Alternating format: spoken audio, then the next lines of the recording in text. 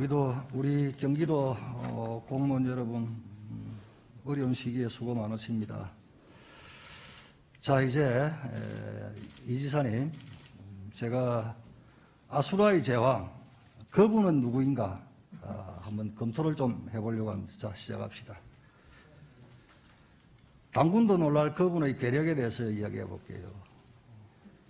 백현, 포나이, 성담FC 등을 통해 알 수 있듯이 인허가권과 작업조를 이용해서 1조 원이라는 돈도 만들어 쓰는 시대로 만들었다. 엄청난 괴력을 가지고 있죠. 다음 볼까요? 단 1원도 안 받았다는 설계자는 어떤 사람일까요?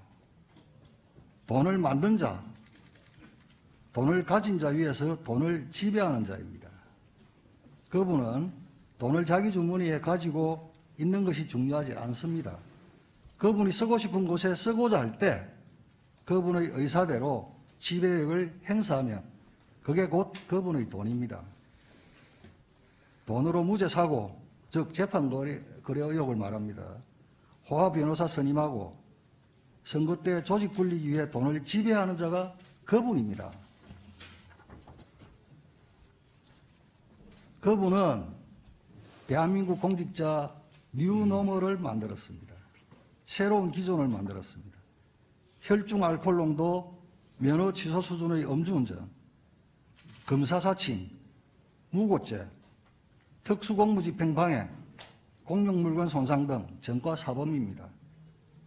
형수 폐륜 욕설, 여배우 스캔들, 정신병원 강제 입원, 고소고발 남발 등 이런 화려한 전적이 있어도 성남시장, 경기도지사, 민주당 대선 후보가 될 수가 있습니다. 엄청난 뉴노멀을 만들었죠. 그분이 청와대보다 감옥과 가까운 이유에 대해서 보겠습니다. 권순일 전 대법관은 2020년 9월 퇴직 후에인 지난해 11월 화천대유의 고문으로 위촉됩니다. 매월 1,500만 원 정도의 보수를 받으며 법률 자문을 했다고 합니다. 김만배는 그분의 선거법 위반 사건 대법원 판결 전후로 8차례나 당시 권순일 대법관 집무실을 방문했다고 합니다. 또 고액의 돈 약속도 했다는 의혹까지 있습니다. 이 때문에 권순일 전 대법관은 이 지사의 대법원 판결 때 무죄를 낸 것에 대한 사후 수뢰죄까지 의심받는 상황입니다. 또 그분은 자신의 재판을 위해 30여 명의 초호화 변호인단을 구성했습니다. 비슷한 규모의 변호인을 꾸렸던 효성그룹 조현준 사장은 400억 원을 지불했다고 전해지고 있습니다. 하지만 그분은 사생활이라서 구체적으로 말씀드리기 적절치 않다고 합니다. 그러면 이명박 대통령 변호사 대납도 사생활입니까? 그런데 이명박 대통령은 어찌하여서 변호사 대납 관련해서 뇌물죄로 유죄를 선고받았습니까? 친여 시민단체가 상장기업 S사의 그분 변호사비 대납 의혹을 제기했습니다. 대납이 사실이면 뇌물죄에 해당합니다. 그분의 가면 뒤 실체를 보겠습니다. 그분의 실체는 시민을 챙긴 지자체장이 아니라 돈을 지배하는 자입니다. 변호사 땐 민간개발을 주장하더니 시장이 되고 난 후에는 공영개발을 주장했습니다. 가난을 극복하고 성공한 사람이라는 그분, 그러나 그분의 진면목은 권력과 돈의 교집합 꼭대기에서 세상을 내려다보고 있습니다. 서민을 위한다는 그분은 오히려 서민을 위한 임대주택 용지 비율을 축소하고 국민에게는 기본 시리즈의 기본을 강조하면서 자신의 주변은 돈벼락을 맞고 그 돈을 주무르는 사람들로 가득합니다.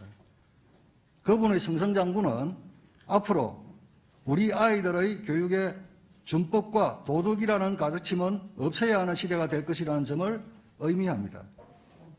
이기면 무법도 법이 되고 무도함도 예가 되고 폐륜도 출세할 수 있는 시대가 될 것입니다. 막 살아도 권력만 쥐면 된다는 교훈을 우리 아이들에게 가르칠 수는 없습니다. 지금의 자리도 그분에게는 온당치 않습니다. 앞으로도 이런 이상현상이 반복되어서는 결코 안 됩니다. 특검 거부로 그분이 누구인지 인정되었습니다. 오죽했으면 여의도 옆 대나무숲 민주당 보좌진의 외침입니다. 우리 당 60년 역사 김대중 노무현 문재인을 대통령으로 배출한 당에서 이런 사람이 대선 후보라니 나 솔직히 참담하고 창피하다. 음주운전의 전과 사범이 회관 인턴으로 지원했다 치자 어떤 의원실이 그런 직원 받을까? 당연히 그런 수준의 이력은 일반 회사의 원수도 못 낸다. 보통의 인생이며 일반적인 사람이며 최소한의 인격 수준을 갖출 생활인이라면 그런 욕은 알지도 못하고 남에게 할 생각도 못한다. 내가 욕한 게 아니야. 집권여당 대선주자 말씀이야. 너무 참담했다. 누가 알아볼까 봐 자리를 얼른 피했다. 이 퇴행이 우리를 어디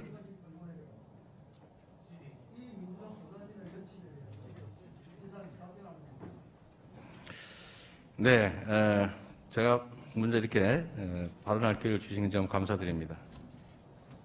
우선 제가 네. 잠깐 질문 중에 아까 이해식 의원처럼 주고받으시면 답변을 또 그렇게 하시고 또 그 간사님하고도 말씀을 나눴지만 또 쭉 그 질의를 하시고 또 일정 정도 답변을 하실 시간은 일정 정도는 조금 보장한다 이렇게 이야기를 했습니다. 그래서 그 네. 일정 정도 그 답변을 말씀하실 수 있도록 그렇게 하도록 하겠습니다.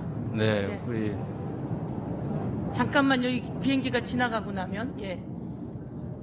네.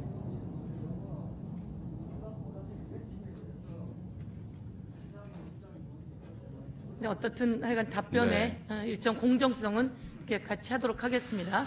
예, 말씀하십시오. 제가 먼저 제일 중요한 게 대장동 문제이기 때문에 지금 뭐 그 부분 하시는데 제가 예화 한번 보여드리겠습니다.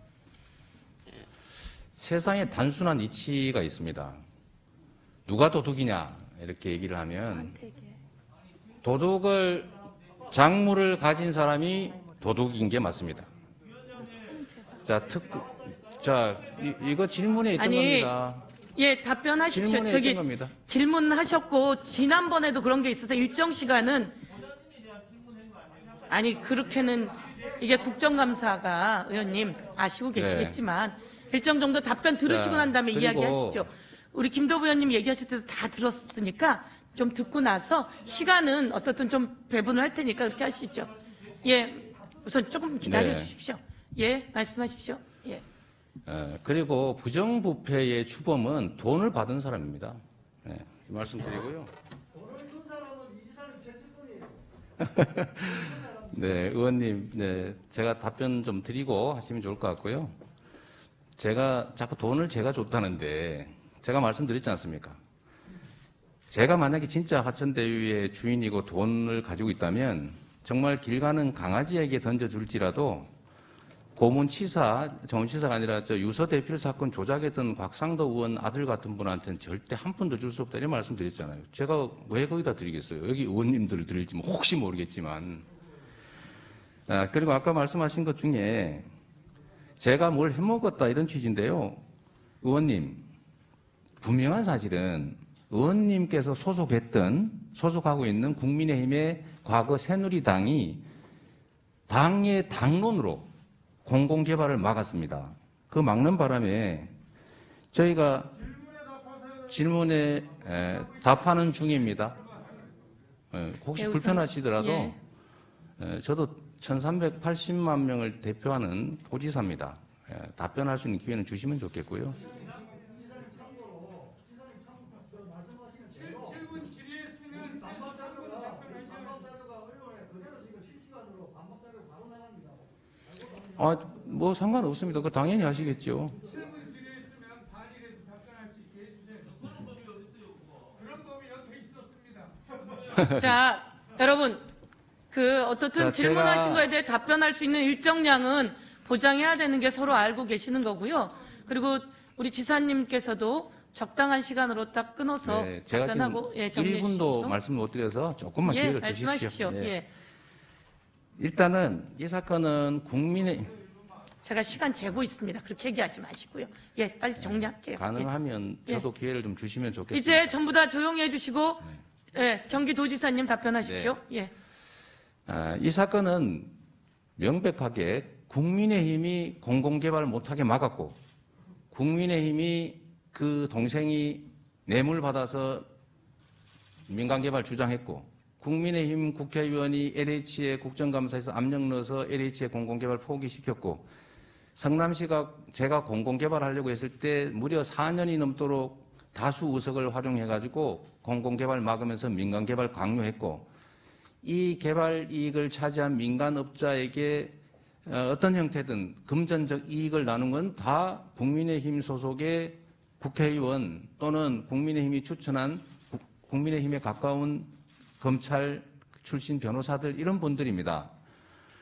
그리고 저는 말씀드렸다시피 아까 그 개발 이익 규모를 한번 보여드리면 좋겠는데 최대 1조 원에 이룰 수 있는 이 개발 이익을 100% 환수하려고 했고 그거를 못하게 막았기 때문에 그나마 절반 또는 70%라도 환수한 게 이 사건의 진실입니다. 그리고 아까 말씀하신 중에 설계 얘기하셨는데요. 그럼 다음에 하겠습니다. 아니, 그런데 아니 예. 이때가 이렇게 지금 말씀을 조금 더 하시고 네, 네. 지금 이제 한 2분 정도 했거든요. 그러니까 43분에 시작해서 46분 시작했는데 지금 아까 이제 주고받은 얘기 있어서 2분인데 예. 네. 그럼 정리하시겠습니까? 아니 그러면 하나만 좀 더 예, 하겠습니다. 그렇게 하고 정리해 네. 주십시오. 예. 아까 대선 자금 말씀하셨는데 제가 대선을 전에도 치러봤지만 저는 후원금 쓰고도 남아가지고 반납했습니다. 대선 자금 왜 필요합니까? 선관위에서 지급되는 돈이 수백억이 있는데 그거는 국민의힘 입장에서는 할 수 있는 얘기고요. 변호사비 말씀은 제가 미리 이 자리에서 드리겠습니다. 제가 선서한 증인이기 때문에 사실대로 말 안 하면 위증죄에 해당될 거 아닙니까? 제가 그 말씀을 지금 아예 밝혀드리도록 하겠습니다. 궁금하실 테니까요. 짧게 해 주십시오. 예. 제가 수사 과정, 그 다음에 1심, 2심, 3심 재판 3번, 헌법재판소, 헌법소원까지 이 5건의 재판을 했고요. 여기에 선임된 사람은 개인 사명 법무법인 6곳입니다. 무슨 30명 하시는데 다 아시잖아요. 무슨 어디 하우 선임하면 거기 몇 명 지정하시잖아요. 그건 한 명이죠. 제가 선임한 건 6명이었고요. 개인 4명의 법무법인 6명이었고요. 이 중에 한 개 법인이 사임을 했습니다. 이거 빼고, 그러니까 또 민변 전임 회장 3분이 지지 차원에서 변론에 참여하지 않고 서명해 주신 게 있어서 총 14명이고요. 네. 저는 변호사비를 농협하고 삼성증권 계좌로 다 송금했고 그 금액은 2억 5천만 원이 조금 넘습니다. 그리고 예, 대부분 다 정리해 사법연수원 동기거나 대학 친구, 법대 친구들 이런 분들이어서 효성과는 비교하지 않으시면 좋겠고요. 저는 2억 8천 몇백만 원 낸 것도 너무 저한테는 큰 부담입니다. 그런데 이런 데뭐 400억 변호사비 줬다는 얘기를 비교하시는 건 옳지 않은 것 같고요. 아까 네. 무슨 재판 거래 말씀하셨는데 예. 아니 이 말씀 마저 드릴게요. 이거 궁금하시지 않습니까? 자, 아, 도지사님 이제 그 내용은 고요 맞아. 그 부분만 변호사비 얘기만 마저 하겠습니다. 좀 그럼 하실 것 요것만 같은데요? 정리하고 넘어가는 것으로 하겠습니다. 네. 그 변호사비를 대납했다고 하시고 무슨 저기 모 대법관하고 재판 거래를 했다는데 상식적으로 제가 2015년에 예측을 해가지고 내가 나중에 재판을 받게 될 것 같다, 유죄가 될 것 같다, 대법원 갈 것 같다고 해서 미리 준비했다는 얘기는 아니실 것 같고 그 다음에 대법원이라고 하는 게 13분이 계신데 그 중에 한 명한테 뭘 한다고 해서 되지도 않을 일이고요. 나머지 무슨 변호사비를 뭐 얼마를 누구한테 대납을 시켰다 이런 얘기는 이거는 아무리 국정감사장이라고 하고 면책 특권이 있다고 해도 이건 지나치신 거 아닌가 그런 생각이 좀 들어서 조금 예. 자제해 주시길 부탁드립니다. 예. 자, 아니 우선 다음입니다. 우리 또 네? 어떤 걸요? 그 답변을 또 더 들으시겠습니까? 그럼 지금? 그럼 보좌진의 외침에 대해서 답을 하시겠습니까? 그러면 그거는 요청을 하셨으니까 그러면 시간을 드리겠습니다. 예. 아, 예. 예, 그거에 대해서 간단히 말씀하시겠습니까? 네, 네, 네. 예. 자, 존경하는 김도우 의원님, 네, 제 말씀 잘 들었고요. 그 이제 질문 내 취지는 이해는 합니다. 국민의힘 내부에서도 똑같은 사안을 놓고 다른 의견을 치고받고 하시지 않습니까? 그 당이라고 하는 데가 원래 그렇고 또 사람이 모여 사는 세상에는 의견이 다른 게 당연하고 또 다른 의견이 있을 수 있습니다.